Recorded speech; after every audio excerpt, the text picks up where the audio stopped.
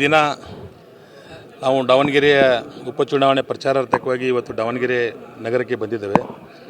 ನಮ್ಮ ಕಾಂಗ್ರೆಸ್ ಪಕ್ಷದ ಅಭ್ಯರ್ಥಿಯಾದಂಥ ಸಮರ್ಥ ಶಾಮನೂರು ಮಲ್ಲಿಕಾರ್ಜುನ್ ಅವರಿಗೆ ನಾವು ಮತಯಾಚನೆ ಮಾಡಲಿಕ್ಕೆ ಬಂದಿದ್ದೇವೆ. ಕಾಂಗ್ರೆಸ್ ಪಕ್ಷ ಇದು ಸರ್ವ ಜನರನ್ನು ಕೊಂಡೊಯ್ಯುವಂಥ ಪಕ್ಷ. ಹೇಗೆ ಕುವೆಂಪು ಅವರು ಸರ್ವ ಜನಾಂಗದ ಶಾಂತಿಯ ತೋಟ, ರಸಿಕರ ಕಂಗಳ ಸೆಳೆಯುವ ನೋಟ, ಹಿಂದೂ ಕ್ರೈಸ್ತ ಮುಸಲ್ಮಾನ ಪಾರಸಿಕ ಜೈನರ ಉದ್ಯಾನ ಅಂತೇಳಿ ನಾಡಗೀತೆಯಲ್ಲಿ ಹೇಳಿದ್ದಾರೆ.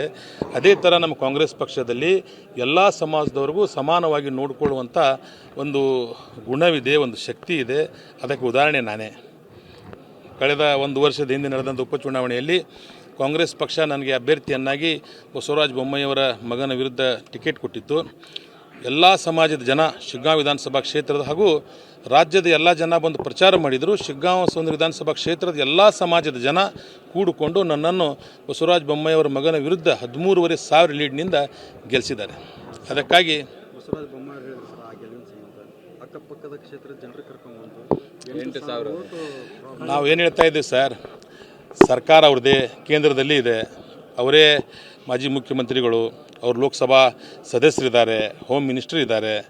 ಆಮೇಲೆ ಮೊದಲಿನಂಗೆ ಈಗ ಕೈ ಬರಹದಲ್ಲಿ ಇಲ್ಲ, ಇಂಟರ್ನೆಟ್ಟಲ್ಲಿ ಇದೆ. ಡೇಟಾ ರಿಲೀಸ್ ಮಾಡಂತ ಹೇಳ್ರಿ. ಅವ್ರಿಗೆ ನಾನು ಚಾಲೆಂಜ್ ಮಾಡಿದ್ದೀನಿ ಈ ಹಿಂದೆ. ಡೇಟಾ ರಿಲೀಸ್ ಮಾಡಬೇಕು. ಅವರು ಸುಮ್ಮನೆ ನೋಡ್ರಿ ಕುಣ್ಯಾಗ ಬರಲಿಲ್ಲ ಅಂದರೆ ನೆಲ ಡೊಂಕ್ ಅಂತ ಹೇಳಿದರೆ ಯಾರು ಒಪ್ಪೋದಿಲ್ಲ. ಸೋತಿದ್ದೆ. ನಾನು 23ರಲ್ಲಿ ಸೋತಿದ್ದೆ. ನನ್ನ ಸೋಲನ್ನು ನಾನು ಸವಾಲಾಗಿ ಸ್ವೀಕರಿಸಿ ನಾನು ಬರುವ ಒಂದೇ ವರ್ಷದಲ್ಲಿ MP ಲೀಡ್ ಮಾಡಿದೆ. MP ನಾನು ಲೀಡ್ ಮಾಡಿದ್ದೇನೆ. 8,000 ನಾವು ಕೆಲಸ ಮಾಡಿ ಇವತ್ತು ನಾವು ಇದನ್ನು ಮಾಡ್ತಾಯಿದ್ದೀವಿ. ಅವ್ರು ಹಂಗಂಗೆ ಹೇಳ್ತಾರೆ. ಬಟ್ ನಾನು ತಮಗೆ ಮಾಧ್ಯಮದ ಮುಖಾಂತರ ಕೇಳ್ತೀನಿ, ಅದು ಸಾಧ್ಯ ಇದೆಯಾ? ಇವತ್ತಿನ ಒಂದು ಟೆಕ್ನಾಲಜಿ ಯುಗದಲ್ಲಿ ಸಾಧ್ಯ ಇದೆಯಾ? ಅದು ಅಸಾಧ್ಯವಾದಂಥ ಮಾತು ಒಬ್ಬ ಮಾಜಿ ಮುಖ್ಯಮಂತ್ರಿಗಳು ಮಾತಾಡ್ತಾರೆ ಅಂತ ಹೇಳಿದ್ರೆ ಹಾಸ್ಯಾಸ್ಪದ ಅನ್ನೋಂಥ ಮಾತನ್ನು ಈ ಸಂದರ್ಭ